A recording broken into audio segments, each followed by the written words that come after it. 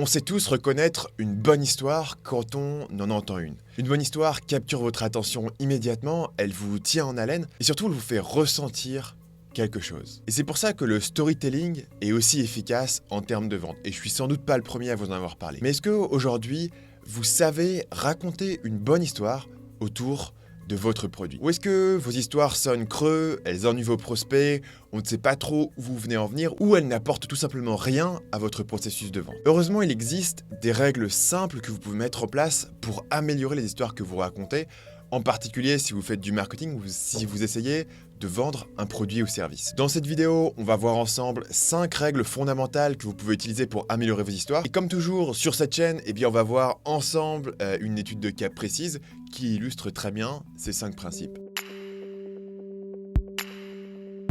L'exemple du jour est une lettre de vente qui a été écrite par un copywriter du nom de Neville Medora et qui a été publiée sur le site AppSumo. La page a pour objectif de vous faire acheter un produit et ce produit est un logiciel qui s'appelle Prey et sa fonctionnalité principale c'est de pouvoir géolocaliser votre ordinateur ou votre téléphone au cas où vous le faites voler. La page est construite autour d'une histoire et cette histoire est simple. C'est l'histoire personnelle du copywriter Neville qui vous raconte. Un jour, je me suis fait voler mon ordinateur. Je n'avais aucun logiciel de suivi installé. Et si seulement j'avais pensé à installer un logiciel de suivi plus tôt, peut-être que j'aurais pu récupérer mon ordinateur. Donc vous voyez que cette histoire n'est pas particulièrement rocambolesque, n'est pas particulièrement spectaculaire. C'est une histoire simple, mais si elle est bien racontée, si on donne les aspects émotionnels de cette histoire, elle sera particulièrement efficace pour convaincre les gens. Donc même une histoire simple peut devenir captivante si elle est bien racontée.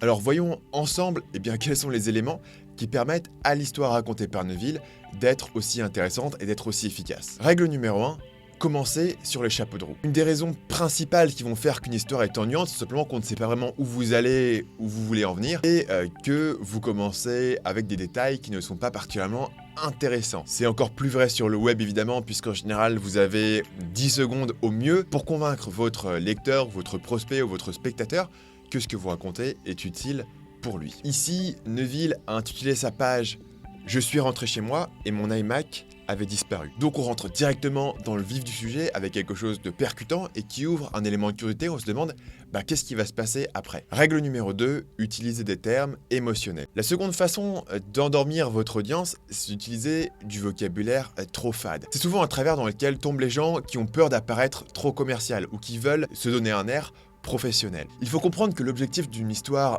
dans votre page de vente, c'est de faire ressentir à votre prospect certaines émotions. En l'occurrence, évidemment, Neville va vous faire ressentir les émotions et la panique qui surviennent quand vous rentrez chez vous et que vous vous apercevez que vous venez de vous faire cambrioler. Et donc, il va saturer son texte de termes émotionnellement chargés.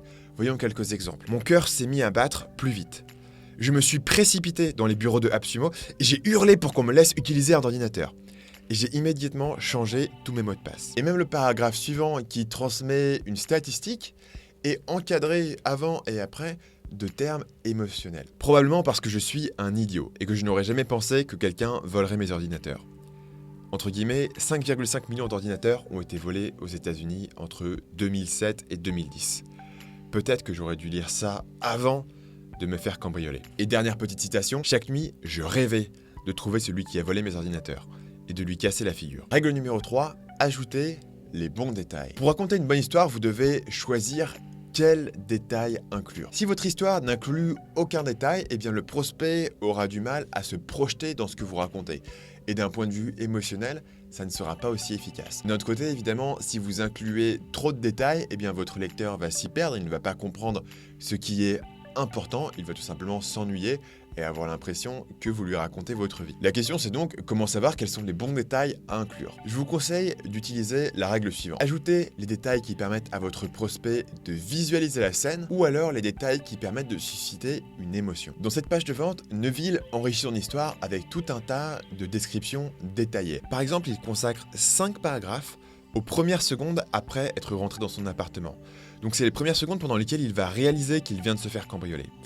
Et son processus de pensée est décrit en détail, il vous montre les différents éléments qu'il voit un à un et les différentes pensées qui lui traversent l'esprit. Par exemple, il vous explique que pendant un instant, il imagine que c'est un ami qui est en train de lui faire une blague. Le but de ces 5 paragraphes, bien sûr, est de vous faire ressentir la panique qu'il va ressentir à ce moment-là. Par contraste, d'autres scènes qui vont être décrites sur cette page sont décrites de façon beaucoup plus courte ou sont tout simplement omises, parce qu'elles ne sont pas aussi essentielles aux émotions qu'on va vous faire ressentir. Autre exemple, il va vous décrire en détail ce qui a été volé. Et dans cet exemple-là, remarquez particulièrement l'utilisation des chiffres. En environ 20 secondes, ils ont volé un iMac de 27 pouces à 2000 $ et un MacBook Air à 1500 $. Ils se sont fait la malle avec plus de 3000 $ d'équipement et tout un tas d'informations personnelles. Le fait que son écran fasse 27 pouces est un détail qui peut sembler accessoire, mais il est utile parce qu'il vous permet de vous imaginer exactement quel produit a été volé. Vous pouvez facilement vous imaginer quelles émotions vous ressentirez si vous volez un iMac de 27 pouces. On a aussi cette scène que j'aime beaucoup, qui est très brève, mais qui donne des petits détails qui donnent la couleur. Donc c'est la scène où, après s'être fait voler son ordinateur, il est obligé d'aller en racheter à l'Apple Store. J'ai cherché dans Google meilleur logiciel de tracking, et j'ai même demandé une recommandation anti-vol à l'Apple Store. Entre parenthèses, je rachetais un MacBook Air pour plus de 1800 $. On peut vraiment s'imaginer le pauvre gars qui est obligé d'aller lâcher presque 2000 $ à l'Apple Store. Et la raison pour laquelle il n'a pas pu récupérer ses ordi, c'est parce qu'il n'avait pas installé ce foutu logiciel de tracking. On sent sa frustration et on sent qu'il se sent un peu idiot, il se sent un peu penaud. En matière de détails, évidemment, c'est tout aussi important de remarquer ce qui n'est pas inclus. En l'occurrence, l'histoire racontée comprend de nombreuses ellipses. On passe de la scène de la découverte à la scène de la police, à la scène de l'Apple Store, à la scène où il va installer le logiciel prêt sur son ordinateur. Tout ce qui se passe entre deux, n'est pas raconté parce que ça n'est pas essentiel aux émotions qu'on va vous faire ressentir. Et je pense que la meilleure façon de se représenter, la façon de raconter une histoire, c'est d'imaginer un film où dans un film, vous avez différentes scènes qui se succèdent, mais il y a beaucoup d'ellipses, il y a beaucoup d'éléments entre les scènes qui ne sont pas racontés, qui sont uniquement suggérés et qui permettent de faire avancer l'histoire. Règle numéro 4, choisissez un héros avec lequel le prospect peut s'identifier. Aussi bonne soit l'intrigue d'un film, il est difficile de rentrer dedans si vous ne pouvez pas vous identifier au personnage principal, c'est-à-dire si vous ne pouvez pas comprendre son raisonnement, ses réactions et pourquoi il prend certaines décisions plutôt que d'autres. Le même principe évidemment s'applique dans votre marketing. Et dans cette histoire, on peut tous s'identifier au personnage de Neville. Au départ, il est innocent, il vit dans un monde de bisounours, il ne s'imagine même pas qu'il pourrait potentiellement être victime d'un cambriolage. C'est un peu l'idée, ça n'arrive qu'aux autres. Et probablement, si vous êtes en train de lire cette page de vente, vous êtes un petit peu dans cette même situation. Vous êtes innocent, vous imaginez que probablement un cambriolage, ça ne va pas vous arriver. Et deuxièmement, à partir du moment où il va s'apercevoir qu'il a été cambriolé, il va se mettre en colère, il va se mettre à paniquer. Et après ça, il commence à découvrir que tout ça aurait pu peut-être être évité s'il avait installé le bon logiciel de suivi. Et donc il se sent un peu idiot, il se sent un peu coupable, il se sent un peu frustré de n'y avoir pas pensé plus tôt. Et on a même certaines scènes où il va fantasmer de pouvoir se venger, de pouvoir enfin retrouver celui qui lui a volé son ordinateur, ce qui évidemment aurait été possible s'il avait eu un logiciel de suivi, mais qui en l'occurrence, vu qu'il n'y a pas pensé avant, c'est tout penaud et il ne peut pas arriver à retrouver la personne qui lui a volé ses ordinateurs. À la fin de l'histoire, bien sûr, la morale, c'est que Neville va devoir racheter tous ses ordinateurs et il va installer le logiciel prêt, donc le logiciel qui cherche à vendre dans cette page de vente. Et donc, si vous vous êtes identifié à lui jusqu'ici, vous avez parcouru tout ce chemin émotionnel de vous faire cambrioler. Et donc, la conclusion logique, c'est la même que la conclusion que lui-même va tirer dans l'histoire, c'est que vous devriez probablement installer aujourd'hui le logiciel prêt sur votre ordinateur de façon à ne pas vous faire voler votre ordinateur, ou en tout cas, s'il se fait voler, de pouvoir le récupérer. Règle numéro 5, créer une vision du succès. À la fin de l'histoire, Neville installe donc le logiciel prêt sur son ordinateur et il va non seulement vous décrire les différentes fonctionnalités de géolocalisation, de suivi, de blocage de l'ordinateur, d'effacement de vos données personnelles, mais il va aussi vous expliquer ce qu'il ressent maintenant qu'il sait que ces appareils sont protégés.